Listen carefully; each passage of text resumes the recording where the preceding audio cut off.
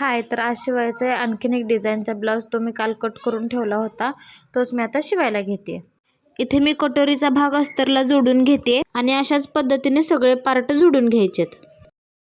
मग इथे ना मी कटोरी वगैरे जोडून घेतलंय सगळं. आता कटोरीला टक्स मारून घेते. तर बघा अशा पद्धतीने टक्स मारले आणि किती छान असा पफ आलाय कटोरीला.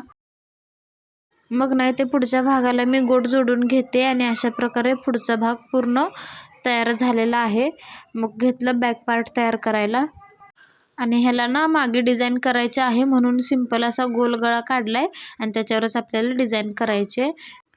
मग ना जरा फ्रेश झाले आणि मग लगेच घेतला ब्लाऊज पूर्ण करायला. डिझाईन वगैरे सगळे करून झाले. बॅक पार्ट पण जोडून घेतलाय. आता मी बाही जोडून ना फिटिंग करून घेते ब्लाऊजला. पहिलं तर सरळ टिप मारून राहिलेलं कापड कट करायचं आहे आणि मग उलटं करून आपल्याला पूर्ण फिटिंग करून घ्यायचं आहे ब्लाऊजला.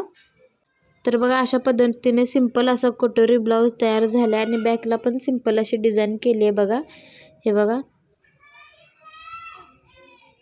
खूप छान डिझाईन वाटते. चला तर मग भेटूया पुढच्या व्हिडिओमध्ये. बाय.